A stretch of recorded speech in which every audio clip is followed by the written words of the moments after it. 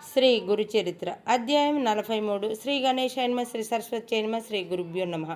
శ్రీ గురుని ఆజ్ఞను అనుసరించి సాయం దేవుడు యవ్వనుని కొలువు మానేసి కుటుంబంతో సహా శ్రీ గురుని సన్నిధిలో ఉంటూ ఆయన సేవ చేసుకుంటూ ఉండగా అనంత చతుర్దశి వచ్చింది. ఆ రోజు శ్రీ గురుని అనంత పద్మనాభునిగా భావించి పూజించుకున్నాడు. సాయం దేవుడు శ్రీ గురుడు అనంతుని కథ ఇలా చెప్పారు. శ్రీకృష్ణుని ఆజ్ఞను అనుసరించి పాండవులు అనంత పద్మనాభ వ్రతం చేసుకొని కోల్పోయిన ఆ రాజ్యాన్ని తిరిగి సంపాదించుకున్నారు. పూర్వం సమంతుడనే బ్రాహ్మణుడికి సుశీల అనే కూతురుండేది. దుష్టురాలైన సవతి తల్లి సుశీలను ఎంతో కష్టపెట్టేది. అప్పుడు ఆ బ్రాహ్మణుడు సుశీలను కౌండినుడనే పండితునికిచ్చి వివాహం చేశాడు.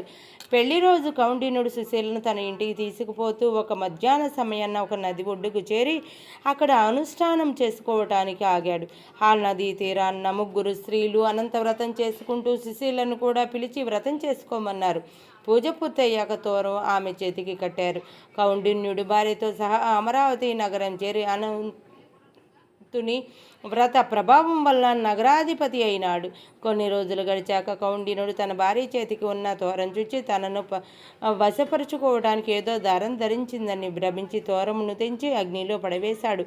కొద్ది రోజులలోనే అతడు తన వైభవాన్నంతా కోల్పోయి దరిద్రుడైనాడు. అప్పుడు అలా అవడం అనంత తోరాన్ని దగ్ధం చేసినందువలననే అని తెలుసుకుని పశ్చాత్తాపంతో అనంతుని వెతుక్కుంటూ బయలుదేరాడు. త్రోవలో కాయలు లేని మామిడి చెట్టు, ఎవరూ నీరు త్రాగని 2 చెరువులు, గడ్డి తినలేని ఆవు, దూడ కనిపించాయి.